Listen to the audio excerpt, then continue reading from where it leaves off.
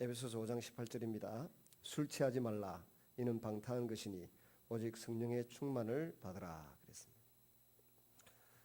마틴 오이지 존스 목사님은 술 취하는 것은 억제제다.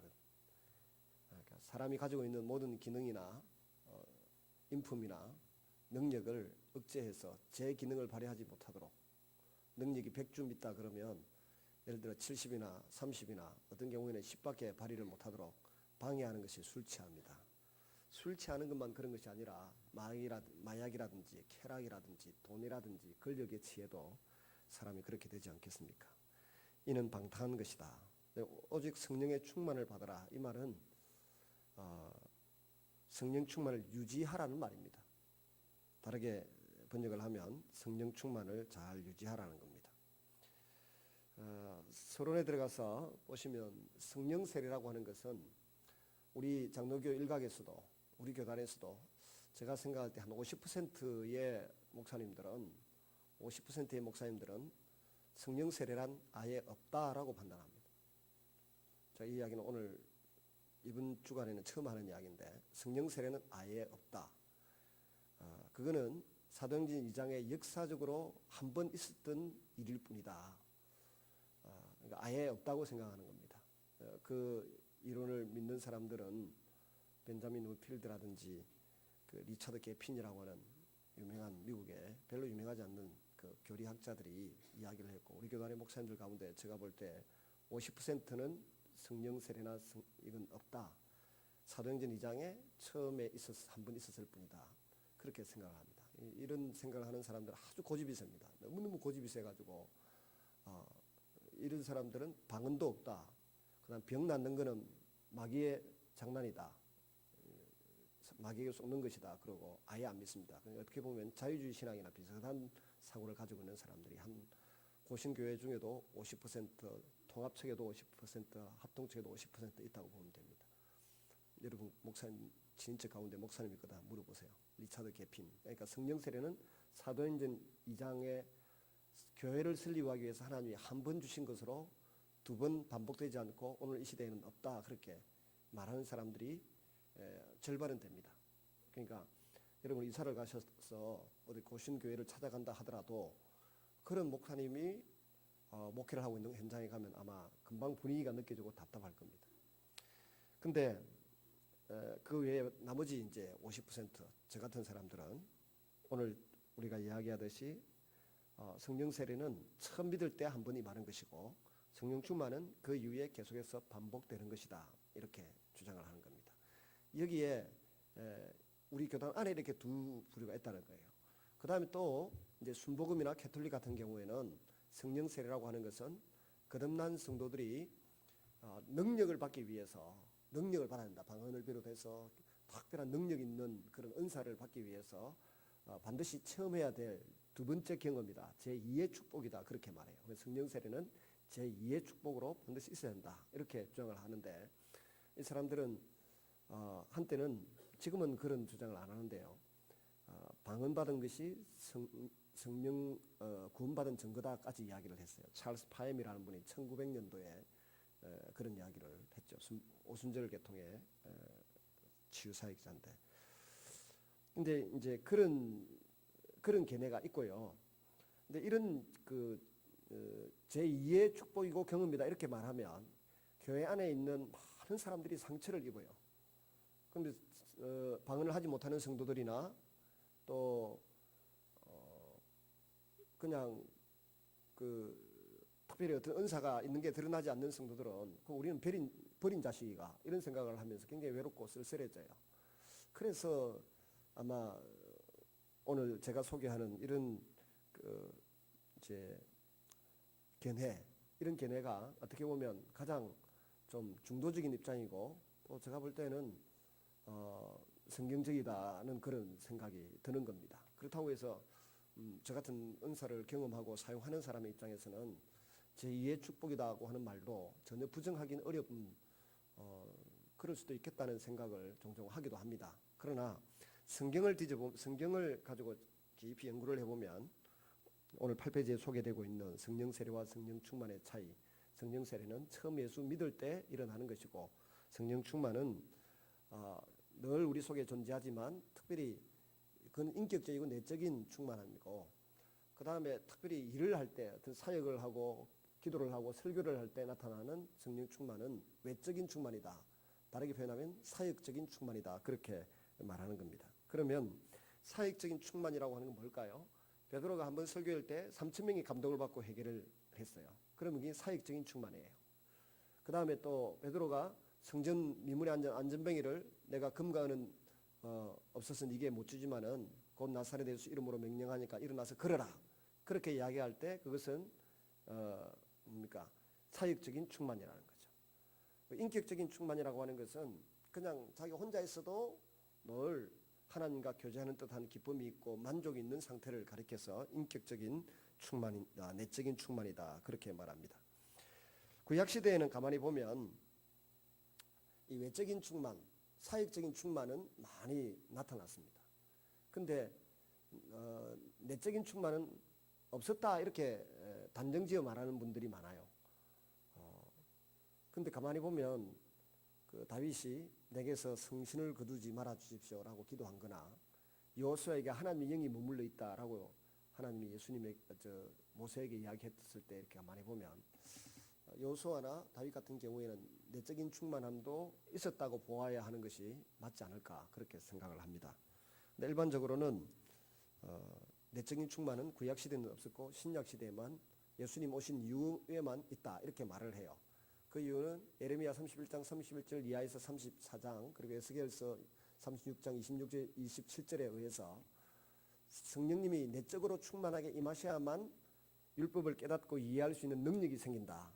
그렇게 구약에 약속을 했고 그 약속이 이루어진 것은 예수님이 오시고 난 이후에 성령님이 우리에게 임했을 때 일어났기 때문에 그렇다. 그렇게 이야기를 합니다. 그러나 항상 예외적인 경우가 있죠. 근데 만약에 이 이야기를 가지고 그럴 수도 있다 이렇게 생각 말아야지. 누가 신학자들이 남 목사는 말이야 왜 구약 시대에 내적인 충만함이 있었다고 고집을 피우냐, 고집을 꺾을래 말래라고 물으면 저는 빨리 고집 꺾습니다. 안 꺾고 고집을 계속 피우다가는 이단 소리 들을 것 같으니까, 이단도 아닌데도 이단 소리 들을 수 있거든요. 그때 빨리 거기에 목숨 걸 거 없잖아요. 빨리 취소합니다. 내가 뭐 그럴 수도 있다 그랬지 뭐 그렇다고 꼭 주장할 건 아니잖아요. 이렇게 저는 겁이 많습니다. 제 아내가 공인하기를 당신은 겁이 많다. 제가 소심합니다. 목소리만 크지 얼마나 간이 작은지.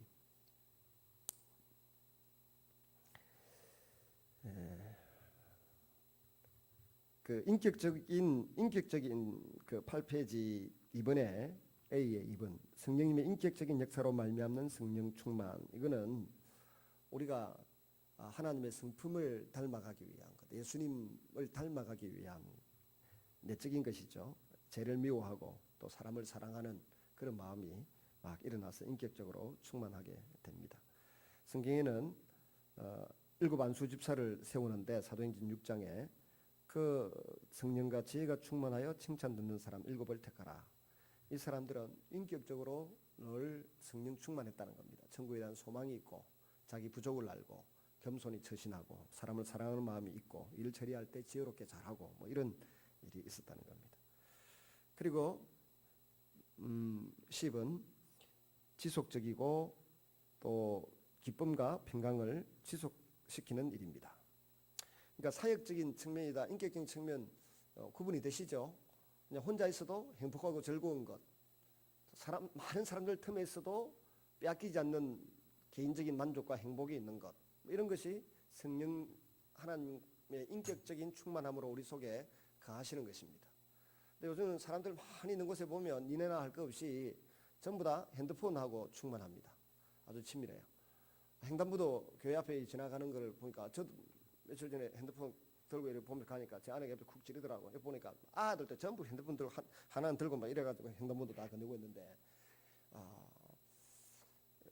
저도 반성하면서 보면 사람들이 요즘은 핸드폰하고 아주 친하고요. 성령님하고는 친할 틈이 없어요. 틈만 하면 사람들 틈에서도 일하고 있고 목사님들 4명 모여도 4명 다 핸드폰 들고 따로 뭐 일하고 있고, 그러니까 군중 속에서 하나님을 찾고 자기 혼자 있어도 하나님을 찾고 이런 어떤 하나님과의 깊은 교제를 나누는 것은 점점 사라지기 시작하고 이 세상의 문명의 이기와 함께 세상 온갖 정보의 바다에 그림의 바다에 동영상의 바다에 그냥 푹 빠져서 헤어나올 수 없도록 그렇게 지금 세상이 돌아가고 있다고요. 공짜로 볼 수 없는 영화가 하나도 없고요. 가르쳐주면 또 그거 할까 하는데 하여튼 프로그램 하나에 들어가면은 거기에 그 과거에 약 몇십 년 전부터 했던 유명한 영화는 전부 공짜로 다 들여다 볼 수 있어요. 다. 아이들도 볼 수 있고 막 어른들 다 벗고 못된 짓 하는 것까지 전부 다 애들도 그냥 무방비 상태로 다 볼 수 있도록 그렇게 만들어놨다. 그러니 하나님하고 깊이 기도를 하고 하나님 음성을 듣는 일에 시간을 내어놓고 앉아 있기가 쉽지 않다는 겁니다. 그런 분위기가 조성이 안 됩니다. 그러니까 때로 우리가 마음을 굳게 결심을 하고 뭐 기도원에 들어가서 하든지 아니면 교회에 와서 반나절을 앉아서 엎드려 기도하든지 막 이렇게 하면서 주님과 친밀한 관계를 맺기 위한 노력을 해야 돼요. 그렇지 따로 시간을 떼어서 주님과 함께하는 시간을 갖지 아니하면 내 영성을 유지하고 또 하나님의 음성을 듣고 내 삶을 주님의 뜻대로 개척하고 순종해 나가기가 어렵다는 것입니다. 야한 인격적인 충만, 사역적인 충만, 이걸 다르게 표현하면 사역은 외적인 거, 인격적인 것은 내적인 충만 이렇게 말합니다. 그래서 인격적인 역사다 이 말은 여러분이 지금까지 많이 들어온 용어들이 있는데 내주하시는 성령님, 성경을 읽으면 깨닫게 되고 설교를 들으면 이해가 되고 기도하면 가슴이 뜨거워지고 내주하시는 성령님이다 이렇게 표현하면 되겠죠. 그러면 뭐 사역으로 인한 성령의 충만함이든 인격적인 성령의 충만함이든 유지하기 위한 필수 조건이 있습니다. 그것은 기본적으로 알아야 될 게 있는데 9페이지 제일 위에 A, 작은 A, 성령님은 인격체이심을 기억하시기를 바랍니다. 인격이라고 하는 말은 무슨 말입니까? 지식이 있고 감정이 있고 의지가 있다는 겁니다. 성령님은 그러니까 지각 능력이 있다는 거죠. 우리가 어떤 상태에 있는지 알고 또 성령님은 어떤 계획을 세우실 수 있고 어떤 일을 진행해 가실 수 있고 감정을 가지고 싫어하실 수도 있고 좋아하실 수도 있는 인격체라는 겁니다. 그 성령님이 좋아하시고 기뻐하시면 그 처음 있는 사람들은 굉장한 평안을 누리든지 아니면 뜨거움이든 뭐 시원함이든 놀라운 감동이 있어요. 인격체로서 우리가 인격체이기 때문에 기획하고 계획하고 진행하고 중단하고 그 추진하고 하는 능력이 있고 또 그 일에 따라서 감정의 변화가 있을 수 있잖아요. 희노애락이 있을 수 있습니다. 성령님이 그렇다는 것입니다. 그러니까 이 인격체이신 성령님을 환영하고 더불어 함께 살겠다고 하는 각오를 하는 자에게 성령님은 충만하게 임한다. 그런 이야기입니다. 아프리카에서 어떤 그 선교사님의 그 서신을 보면 제가 주일 설교 준비하다가 어떤 목사님의 설교를 읽어보니까 사도행전 설교를 읽어보니까 이재철 목사님 그 백주년 기념교회 그분에게 온 선교사의 편지를 그분에게 허락을 구하고 그분이 주일 낮에 성도들에게 다 읽어줬더라고요. 그 내용에 보니까 그 A 지역에 있는 아프리카 A 지역에 있는 어떤 선교사님에게 전화가 왔어요. 그 부모님이 김군을 하룻밤만 자기 집에 좀 재워달라는 겁니다. 자기 딸하고 친구인데 하룻밤만 재워달라고 재워줬다는 거예요. 재워주고 마치 무슨 대회에 그 다음날 참석하는데 같이 오면 좋겠다 해서 대회에 참석했는데 이 엄마가 대회에 참석을 하지 않고 몰랐다면서 우리 집이 어디 있으니까 거기까지 우리 아이를 좀 태워주면 좋겠다 그러더라는 거예요. 그 짜증이 날만한데 별 생각 없이 그냥 이렇게 태워줬대요. 태워주고 돌아오는 길에 부인이 마트 가서 뭐 어떤 쇼핑을 하자 그래서 또 별 생각 없이 쇼핑을 또 했대요. 마치고 이제 출발을 하려고 하는데 마음에 왔던 길로 돌아가면 되는데 갑자기 다른 길로 해변길로 이렇게 착 드라이브를 하면서 가고 싶은 생각이 마음이 막 일어나더라는 거죠. 그래서 드라이브 하는 길로 착 가고 있으니까 좁은 그 해변길에 길이 좁은데 흑인 두 사람이 있어서 막 손을 흔들더라는 거예요. 그래서 손을 흔들어서 느낌에 이걸 피해 가야 되는데 이게 근총 들고 나오는 강도들이 많아서 가야 되는데 뭐 너무 딱 둘이서 길을 막았었는데 진행을 못 하겠더라는 거예요. 그래서 차를 세웠는데 차를 세웠더니 이 두 흑인은 강도가 아니고 다른 피투성이의 남자를 지금 싣고 병원 가야 된다고 하더라고요. 그래서 피투성이 남자를 딱 쳐다보는 순간 자기 딸아이가 하는 말이 엄마, 아빠, 이 사람 우리 아까 선교대회 하는 거기에서 만났던 한국 사람이야. 뭐 한국 사람? 한국 사람이 강도를 만나서 피를 흘리고 팔에 인대가 4개가 끊어지고 길바닥에 피투성이 되어 있는데 흑인들이 발견하고 막아서서 구조해달라더라고요. 그리고 그 사람은 한국 사람뿐 아니라 선교사라는 선교사. 김모 선교사가 이제 칼에 찔려서 뇌에서 머리에서 피를 많이 흘리고 왼쪽 팔에 인대가 4개가 나눠진 상태에 피투성이 들어놓여 있고 흑인들이 잡아가지고 자기를 그래서 실어가지고 병원에 가서 수술을 하고 정리를 했는데 뭐 그 다음날 되니까 다 정상이 되고 문제는 이제 인대 4개 끊어진 것만 몇 개월 이후에 시간이 감에 따라 치유가 되면 되도록 그렇게 되었다. 그런 이야기를 하는데 이 조 선교사라고 하는 이분이 이 사건을 놓고 이야기하면서 하나님께서 굉장히 성령 하나님이 굉장히 중요한 기획을 하시고 섭리를 하시고 진행하셨다는 겁니다. 어떻게 기획을 하고 진행을 하고 섭리를 했는가? 그 김군 어머니가 김군을 자기 집에 하룻밤 재워달라고 하는 것도 성령님의 기획이다.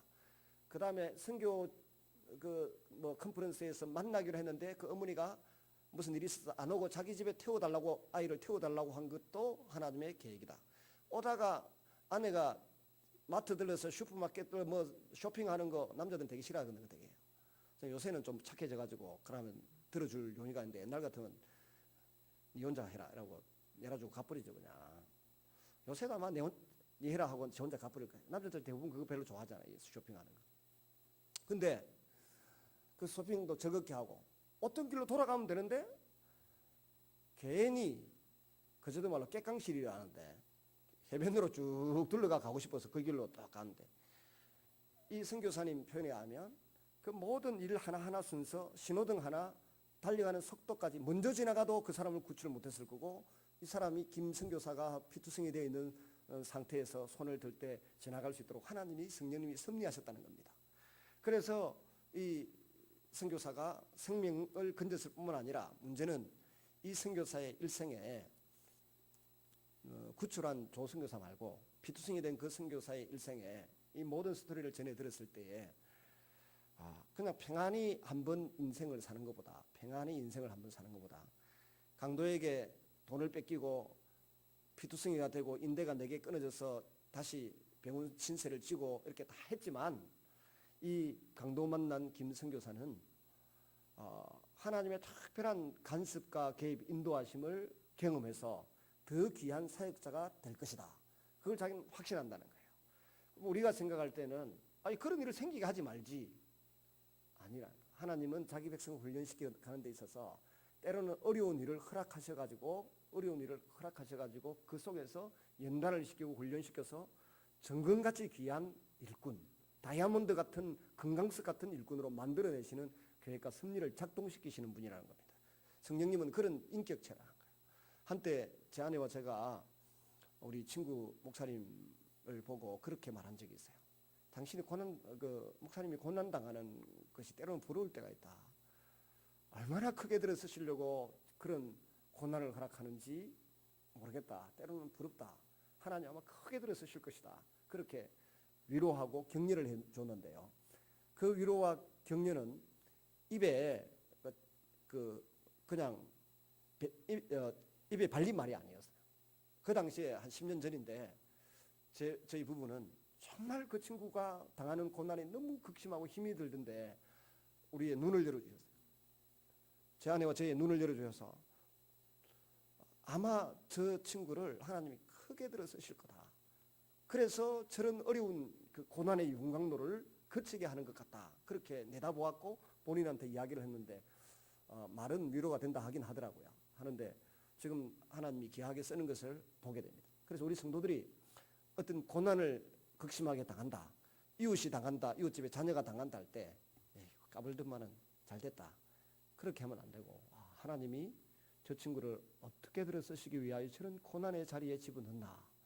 불순물을 다 빼내고 주님만 바라보는 사람으로 만들기 위하여 집어넣는 것 아닌가 하는 그런 그 기대감을 갖고 격려하고 위로하고 기도해 줘야 그게 그리스도의 심장을 가진 사람의 마음이지. 그래, 고소하다, 까불더니 뭐 잘됐다 이렇게 나가면 그건 주님의 마음을 잘못 읽고 있는 것이라는 것입니다. 야간 그 조 선교사님은 김 선교사가 피투성이 된 것을 구출해내 놓고는 자기가 한 일이지만은 성령 하나님의 모든 인도하심이 있었다. 전화 한 통화에, 신호등 하나에, 아내의 난데없는 갑작스러운 쇼핑 하겠다는 제의에, 또 갑자기 자기 마음에 왔던 길로 돌아가지 않고 해변길로 달려서 한번 휘파람 불며 가고 싶었던 그 마음마저도 성령님이 주장하셨다라고 노래하는 거예요. 그러면 이 조선교사님의 판단이 맞을 수도 있고 틀릴 수도 있어요. 100% 맞다고 보기는 어렵습니다. 제가 봐도. 근데 중요한 것은 그 조선교사님이 자기의 삶의 행보를 성령 하나님과 연관지어서 해석하고 생각한다는 게 중요하다는 거예요. 성령님이 인격체다라고 하는 고백을 할 때는 내가 걸어가는 이 길, 그리고 성령님이 내 곁에서 운행하시고 움직이시고 환경을 조정하시고 진행하시는 것에 대하여 잘 대화를 나누고 생각을 해볼 줄 아는 마음을 가져야 돼요. 그런 사람이 성령 충만함을 계속 유지할 수 있는 거지. 사건은 사건 따로, 기도할 때는 성령님 계시고, 성경 볼 때도 성령님 계시고, 설교 들을 때도 성령님 계신다, 기적의 현장에는 계신다, 이렇게 생각하고는 일반 생활에는 성령하고 내하고는 아무 상관없는 것으로 치부하고 그렇게 하면 곤란하다는 것입니다. 야간 성령님은 인격체시라고 하는 것을 기억하시기를 바랍니다. 그 다음에 성령님을 환영하는 성도의 심령 가운데 인격체이시기 때문에 충만하게 거하십니다. 늘 성령님과 대화를 하고 속삭이는 것 같은 그런. 근데 마귀는 도적질하고 죽이고 멸망시키려고 한다, 이간질 시키려고 한다, 트러블 메이커가 되려고 한다, 여기에 있다는 겁니다. 마귀의 목적은. 그러나 성령 하나님의 방법은 항상 열매를 맺게 하고 또 인격적이다, 그런 것을 우리가 수용 가능한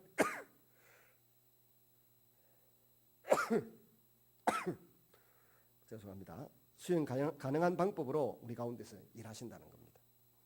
그럼 성령님을 환영하는 길이 있습니다. 어떻게 환영할 것인가? 첫째, 성령님의 음성에 귀를 기울여야 한다. 모든 인격체는 그의 말에 귀를 기울여 줄 때 환영을 받고 받음을 느낍니다. 예를 들면 어떤 경우에 우리가 환영을 받는다는 느낌을 받습니까? 내 말을 아주 세의경청할 때, 귀를 씻고 아주 존중하면서 들어줄 때, 내가 환영을 받구나 하는 느낌이 들어요.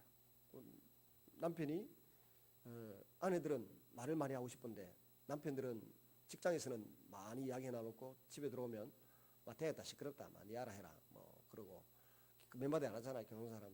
아는 밥 먹자, 아는 그다음에 신문 자자, 그다음에 아침에 나가면서 욕받다, 이러면 경상도 사람들 끝났다 하잖아요.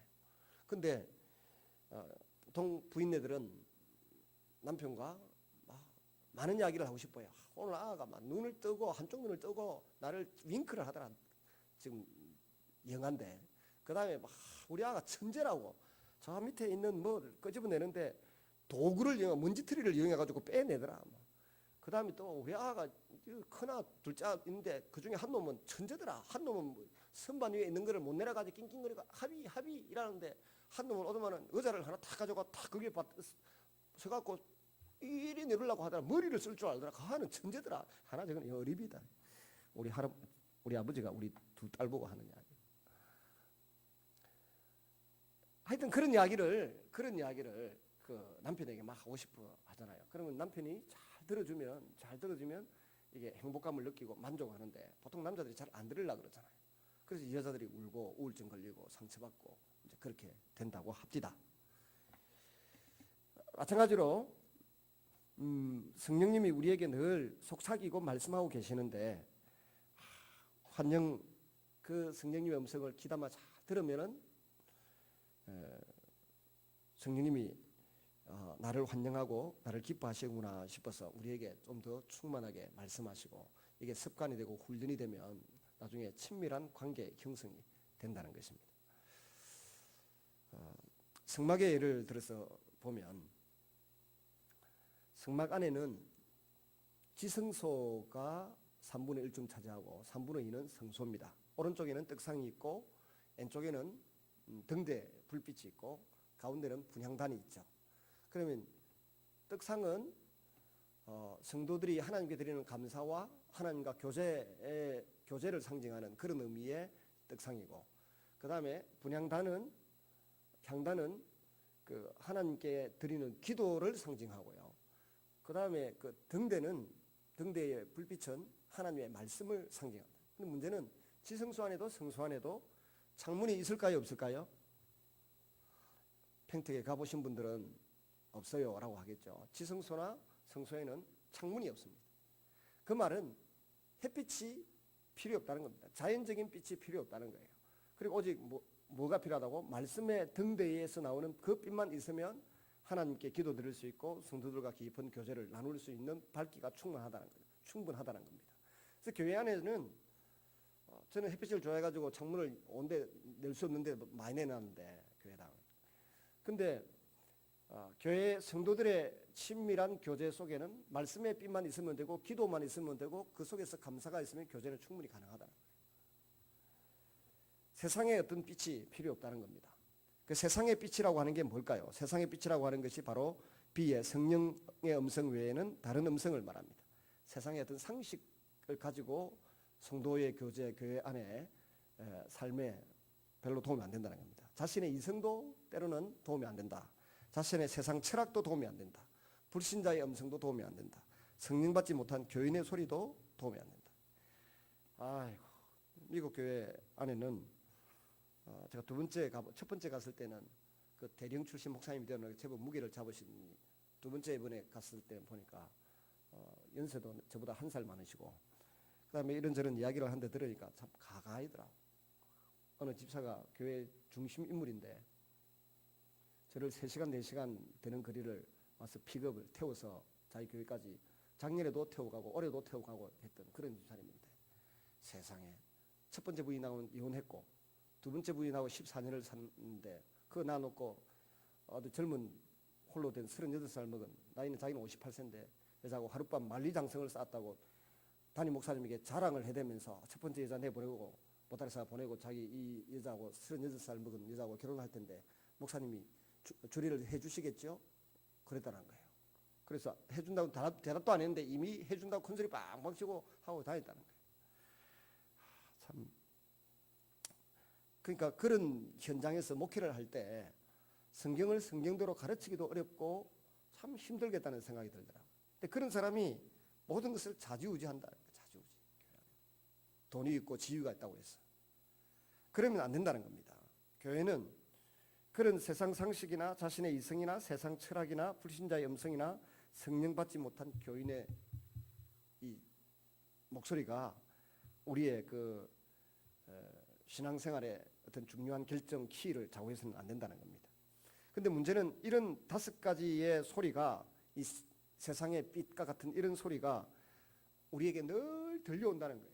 내가 어떤 일을 하려고 할 때마다 집을 하나 살려고 할 때도 직장을 한번 옮기려고 해도 사업을 새로 시작하려고 해도 교회의 어떤 직분을 내가 사모하고 받으려고 할 때 늘 이런 소리가 들려온다는 것입니다.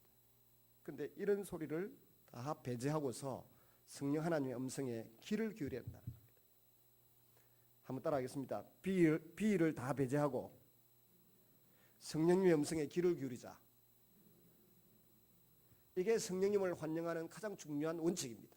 그러면 이 비에 있는 성령의 음성 외에 다른 음성이 5가지를 배제하고 성령님의 음성에 귀를 기울일 수 있는 방법이 뭘까요?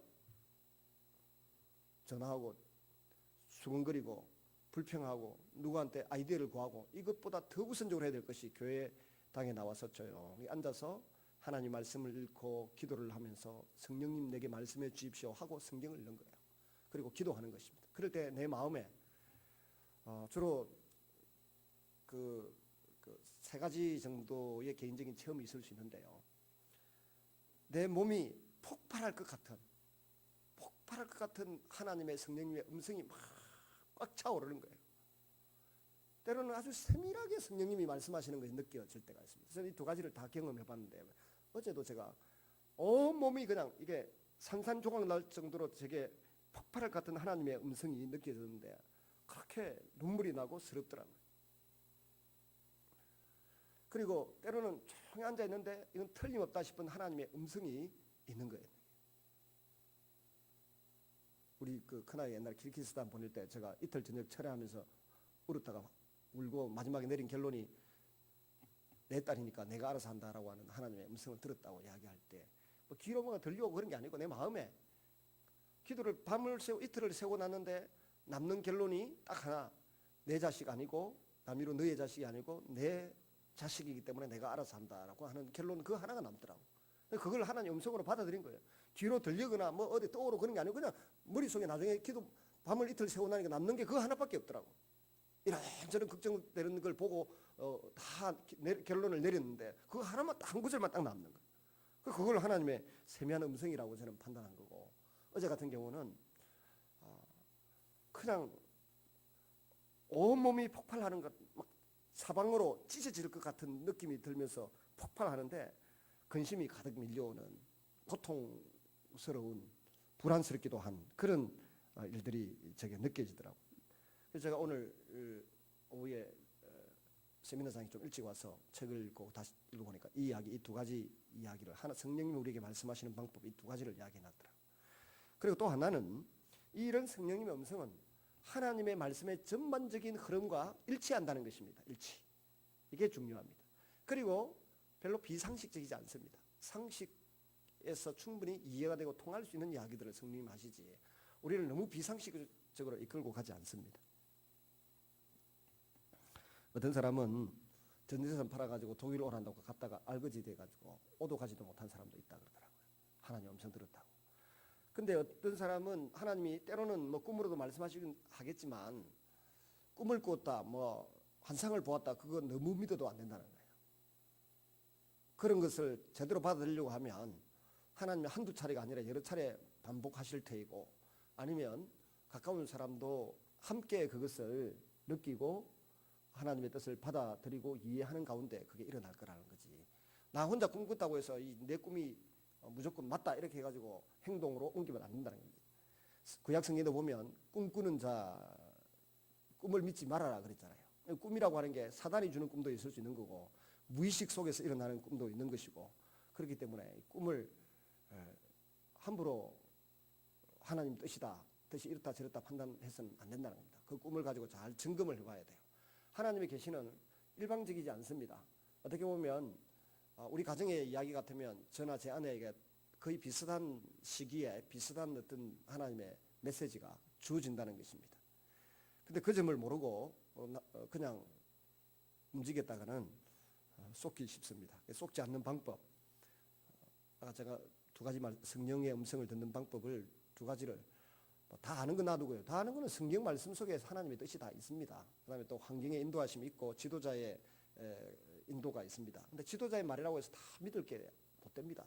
예를 들어 여러분이 제게 무심코 중요한 질문을 했는데 저는 바빠가지고 무심코 한마디 대답했는데, 어떤 분들은 그 무심코 아무 생각 없이 대답한 말을 하나님의 말씀으로 막 이해하는, 아주 저를 신비롭게 생각하는 사람들이 있더라고요. 정면으로 딱 마주 앉아서 진짜 하나님께 기도해보니까 하나님이 그렇게 말씀하십니까 물어보고 판단해야지, 물어보지도 않고 그냥 하나님도 그러시던가요 이렇게 나오면 곤란하다는 겁니다. 안수기도 해달라 해서 해주고 나니까 하나님 뭐라고 말씀하시던데요. 우리 교회에 그런 사람 한 5명 있습니다. 근사님 되신 분 중에 몇이 있고 안 되신 분 중에도 한두 명 있고, 그 목사를 자꾸 너무 신비하게 생각하고 그 말 무조건 믿고 따르면 안 돼요. 정말 몇 번이고 재확인하고 확인해서, 특별히 금전적인 문제, 혼사 문제 이런 것 같으면 많이 생각해보고 그 하나님 앞에 음성을 구해야 됩니다. 그 다음에 이 성령의 음성에 귀를 기울이십시오. 저 같은 경우에 성령의 충만을 유지하는 가장 중요한 키포인트는 뭡니까? 성경을 많이 읽는 겁니다. 성경을 많이 읽는 것이 성령의 음성을 많이 경험하는 첫 번째 방법이고, 두 번째는 기도 시간을 많이 갖는 겁니다. 욕심을 버리는 건요. 욕심을 버려야 성령님의 음성을 들을 수 있지, 욕심을 붙들고 있으면서 성령님의 음성을 듣는 것은 불가능합니다. 쏟습니다. 두 번째, 성령님의 사역에 동참하십시오. 인격체는 그가 하는 일에 동참할 때 환영을 느낍니다. 성령 하나님이 기뻐하시는 일이 뭡니까? 신령과 진리로 예배하는 것, 또 복음을 전하는 것, 하나님의 마음을 갖고 남을 불쌍히 여기는 것, 그런 하나님이 하시려고 하는 일에 같이 마음을 합하여 동참할 때 환영을 느낍니다. 이번같이 이런 집회를 한다고 하는데 자기 교회 담임 목사 맨날 하는 소리 또 한다 싶어서 별로 안 가고 싶었을 텐데도 이렇게 열심히 참석해 주시는 것도 동참하는 일 가운데 하나입니다. 사모하는 마음이 있는 거죠. 사모하는 마음이. 성령님을 사모하고 성령님이 하는 일을 조금이라도 더 구체적으로 배우고 싶어 하는 것. 이번 주간에 제가 가르쳐 드리는 것은 아주 기초적이고 기본적인 거예요. 오늘 이 교재를 세미나장에 있는 목사님 몇 분한테 드렸더니 전부 다 한다는 소리가, 좀 이따가 누가 찾아왔어요. 한길교회 성인수 목사님 진짜 성경적인 성령론에 대한 교재가 있다며요. 그러더라고. 내가 하지도 않은 말을 다른 사람이 주는데 다른 사람들이 읽어보고 그 말을 하니까 한길교회 성인수 목사님이 나가는 저를 붙들고, 목사님 나는 안 줍니까? 하니까 아주 성경적인 성령론에 대한 교재가 있다며요. 그러더라고. 지금 우리 교회 부흥하고 있는데 그건데 오늘 온다더라고. 오지 마라. 이 아주 기초적이고 기본적인 거예요. 근데 이 기초적이고 기본적인 것이 정리가 안 된 사람들이 너무너무 많다. 저도 여러 차례 가르치고 부흥회 가서도 때로는 낮 시간에 이 강의도 하고 했는데도 머릿속에 명쾌하게 외워지는 것이 쉽지 않아요. 새가족부에서도 이거 가르치고 있는데요. 몇 번씩 해도 잘 잊어버립니다. 근데 오늘 공부하고 있는 이 가가 좀 가볍긴 하지만 참 중요한 것입니다. 참고 요한복음 16장 26절 시작. 내가 아버지께로서 너희에게 보낼 보혜사 곧 아버지께로서 나오시는 진리의 성령이 오실 때에 그가 나를 증거하실 것이요. 성령님은 예수님을 높이고 예수님을 전하기 위한 것이 가장 중요한 목적입니다. 사도행전 1장 8절에도 오직 성령이 너희에게 임하시면 너희가 권능을 받고 예루살렘과 온 유대와 사마리아와 땅끝까지 이르는 너희 증인이 되리라 그랬다. 예수의 증인되는 것이 최고의 목적이에요. 은사 받아가지고 신비한 거 경험하겠다고 그렇게 생각하지 마시고요. 은사를 경험하고 그 은사로 힘을 얻어서 복음을 전하고 예수를 전하는 일에 최선을 다할 수 있는 그런 것이 우리의 이번 집회의 목적이 되었으면 좋겠습니다.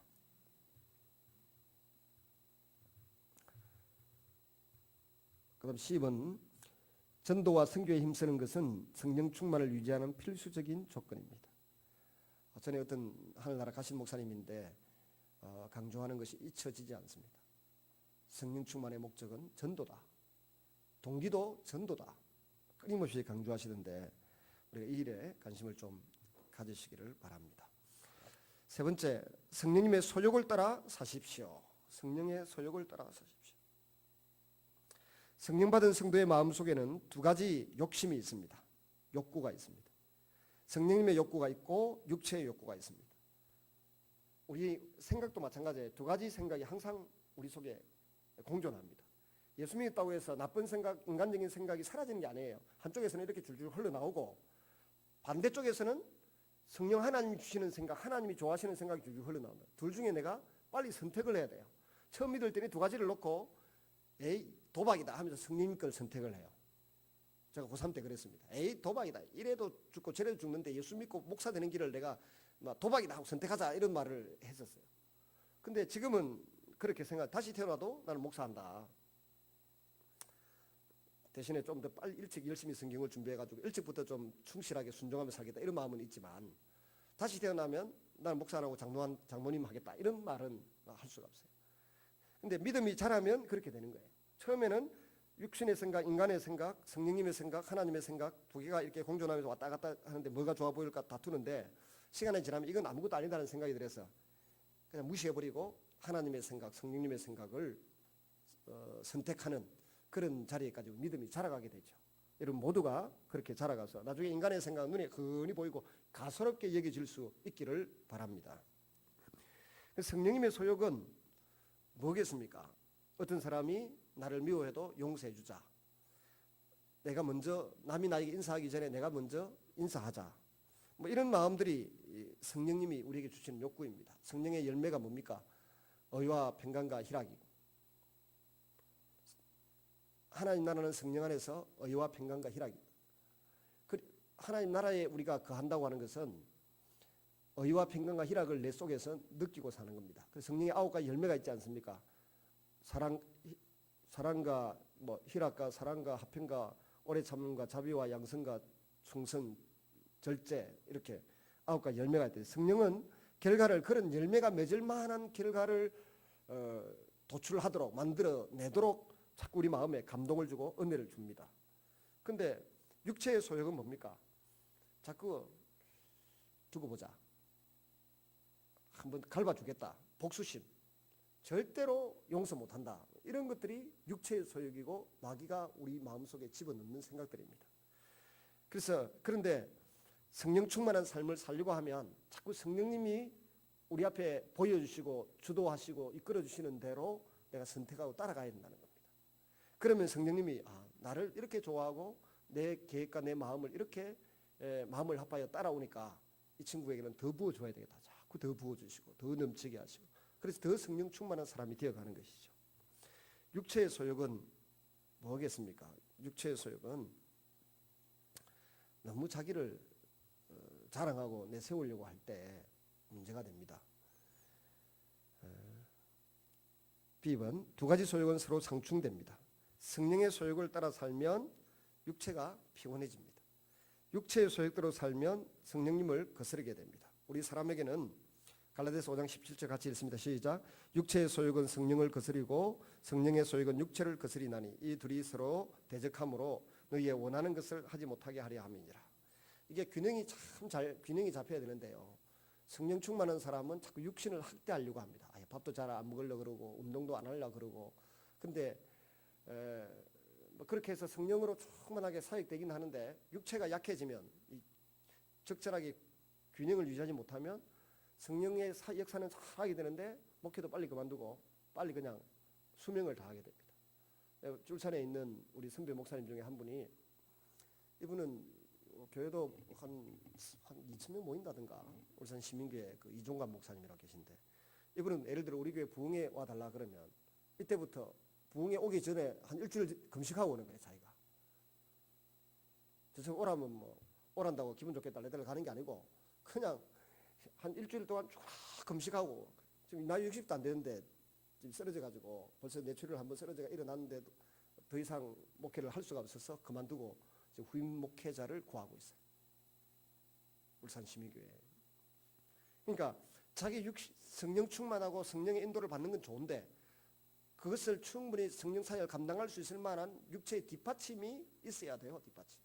적절하게 먹어야 되고 적절하게 음식을 먹어야 되고 운동을 해야 되는데 이거를 신령한 것만 너무 추구하고 육신의 가치를 너무 이렇게 평가절하하면 안 된다는 겁니다.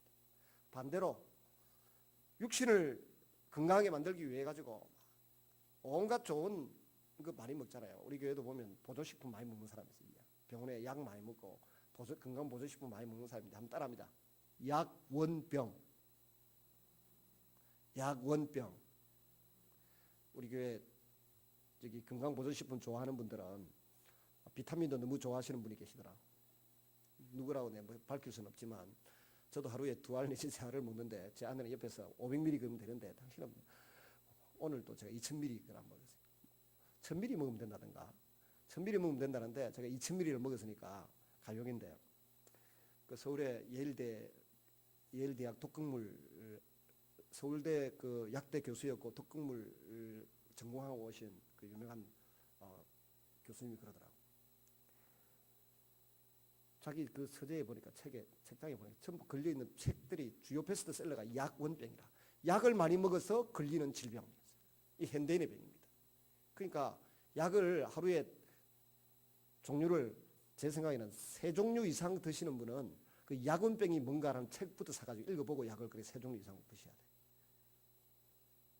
우리 교회에서 여기서 보니까 딱 2사람만 그 책을 읽어봐야 되는데 읽어보시고 저한테 좀 빌려주시기 바랍니다. 사가지고 책이 또 근데 정말 그분 말이 일리가 있어요. 약을 이것저것 많이 먹으면 그 약끼리 서로 이렇게 충동돼가지고 문제가 생기는 게 있다고. 최근에 제가 이번에 미국에 그 코스트코에서 뭘 약을 좀 사왔는데 그 약의 내용에 보니까 저도 제 아내가 그 영어는 잘 읽을 줄 알지만 눈이 나빠가지고 저보다 눈이 나빠가 못 읽더라고. 그래서 저보고 읽어보래. 이게 무슨 말인지 쭉 보니까 비타민인가 뭐 하여튼 그런데 제 아내가 먹어야 될 건강 보조식품이에요. 건강 보조식품인데 뭐라 해놨는가 하면은 밥 먹기 2시간 전, 2시간 이후에는 2시간 전에도 먹으면 안 되고 2시간 이후에도 먹으면 안 된다 해놨더라. 영어로. 저 그런 구절은 제가 이번에 처음 봤어요. 그러니까 밥 먹기 2시간 전에 먹어도 안 되고 밥 먹고 난 이후 2시간이 지나고 난 뒤에 먹어도 안 된다는 거예요. 그러니까 밥을 먹기 전후에 먹든지 같이 먹든지 해야 되는 비타민 종류인가 뭐 하여튼 그랬던 것 같아요. 근데 그게 왜 그럴까요? 오히려 내 몸에 좋은 약이라고 먹는데 몸을 해칠 수 있다는 것이죠. 또 어떤 약하고 어떤 약은 같이 먹지 말라고 하는 거를 요새 그 동치미인가 뭐 이런 데 많이 나오대요. 애가 때도 안 하는 뭐라더라 뭐 빛나는 로맨스인가 뭐 이상한 체리인가 나오는 그런 말도 안 되는 드라마 그런 거 보지 마시고 동치미라도 좀 보고 남들이 어떻게 사는지 의사들이 뭐라 하는지 그게 좀 귀를 제대로 기울이시기 바랍니다. 갑자기 성령 집회하다가 엉뚱한 데로 가버리는데 자꾸 약을 많이 드셔가지고 아프다는 분들이 계셔서 제가 하는 이야기. 그러니까 서로 이렇게 충돌되는 게 있다는 겁니다. 충돌되는 거. 근데 우리 어떤 사람들은 그 육신을 이렇게 하기 위해서 약을 지나치게 많이 먹고 음식도 너무 많이 먹고 뭐 운동도 주로 하는데 문제는 영혼은 돌보지 않는 겁니다. 내 영혼이 민감해지고 내 영혼에 계시는 성령님이 일하실 수 있도록 영혼도 잘 가꾸고 이렇게 관리를 해야 되는데 영혼을 잘 가꾸고 돌보지 않고 그냥 지나가 버리면 육신은 건강해지는데 영이 약해져 가지고 나중에 사역을 하거나 하나님의 음성을 듣는 일에 뭐가 안 된다는 거예요. 성령의 은사가 있는데 은사가 우리를 통해서 나타나시기가 어렵다는 겁니다. 예를 지혜의 말씀이나 지식의 말씀의 은사는 대부분의 목회자들에게 주어져 있고 성도들에게도 주어질 수 있는데요. 이게 영이 발달되어 있지 않고 육체만 발달되어 있는 사람에게는 그런 은사가 임할 수가 없어요. 그러니까 영을 우선적으로 잘 가다듬고 훈련시키고 그 다음에 육신도 그에 걸맞게 적당한 수준에서 건강을 유지해야 되는데 육신은 그냥 말로 그 슈퍼맨처럼 뽀빠이처럼 막 만들어가지고 알통 만들고 했는데 영은 핍절하기 짝이 없는 상황이 되어 있는 사람들이 있다는 겁니다. 그래서 이 두 가지 균형을 적절하게 잘 잡아야 됩니다. 영만 발달시키고 육신은 뭐 망가뜨려 가지고 금식 많이 해가지고 아무것도 못하는 그런 사람이 되어서는 안 된다는 겁니다. 제 주변에 종종 그런 분들이 있습니다. 어떤 목사님 한 분도 얼마나 아침을 잘 안 드시고 하는데 이번에 보니까 몸이 많이 안 좋아지더라고. 다른 분들이 내가 좀 뭐라 해야 되겠다 이래서 하더라고. 그 안성철 목사님 이야기예요. 이분 아침을 안 먹어. 그러니까 구 감독님이 내가 혼을 좀 내야 되겠다 그러더라고. 그 왜요? 그러니까 아니 아침을 안 먹고 앞으로 어떻게 살겠다고 그러냐고. 균형을 잘 잡아야 된다는 것입니다. 말씀을 맺습니다. 우리가 진정으로 바라는 것은 참된 기쁨과 평강이 있는 삶입니다. 부유하고 가진 것이 많아도 마음의 기쁨과 평안이 없다고 하면 무슨 행복이 있겠습니까? 또 참된 기쁨과 평강은 성령 충만할 때만 가능하다. 로마서에 나오는 것처럼 하나님의 나라는 성령 안에서 의와 평강과 희락이다 그랬습니다. 하나님 나라 성령님이 주시는 어려움이다. 하나님 앞에 정죄당하지 않고 내가 하나님의 자녀다라는 확신과 기쁨이 있을 뿐만 아니라 평강, 그 누구도 물질이나 어떤 환경이 앗아갈 수 없는 평안이 내 마음속에 있는 것이고 희락이라는 것은 위로부터 내려오는 거예요. 하늘에서 내려오는 기쁨을 희락이라 그래요. 하늘에서 내려오는 기쁨이 있다. 이것이 하나님 나라는 겁니다. 이 하나님 나라는 우리가 천국 가서 경험하는 것이 아니고 이 땅 위에 살면서 경험하는 하나님의 나라입니다. 주기도문 한번 암송해 보겠습니다. 두 줄만. 하늘에 계신 우리 아버지여 이름이 거룩히 여김을 받으시오며 나라가 임하오시며 뜻이 하늘에서 이룬 것 같이 땅에서 이루어지이다. 여기 나라가 임하오시며 이건 하나님 나라가 우리 가운데 임하여진다는 것을 말하거든요. 하나님 나라가 우리 가운데 임하여진다는데 하나님 나라가 우리 가운데 임하는 것은 영토를 말하는 것이 아니고 우리의 심령 가운데 하나님의 나라가 임하는 건데 그것을 한마디로 말하면 하나님 나라는 의와 평강과 희락이다. 여러분 마음에 이 하나님 나라가 온전히 이루어져서 남녀노소를 불구하고 주 안에서 참된 평강을 누릴 수 있기를 주님의 이름으로 축원합니다. 성령 충만을 위해서 해야 될 일은 오늘 새벽에 말씀드렸는데 성령 충만한 사람들과 교제를 하십시오. 그리고 하나님의 일을 하려고 하는 사람과 교제를 하십시오. 그 가운데서 여러분이 큰 기쁨을 얻고 성령 충만을 잘 유지해서 하늘나라 가는 그날까지 귀한 사역자로 귀한 일꾼으로 쓰임받는 여러분의 삶이 되기를 주님의 이름으로 축원합니다. 우리 주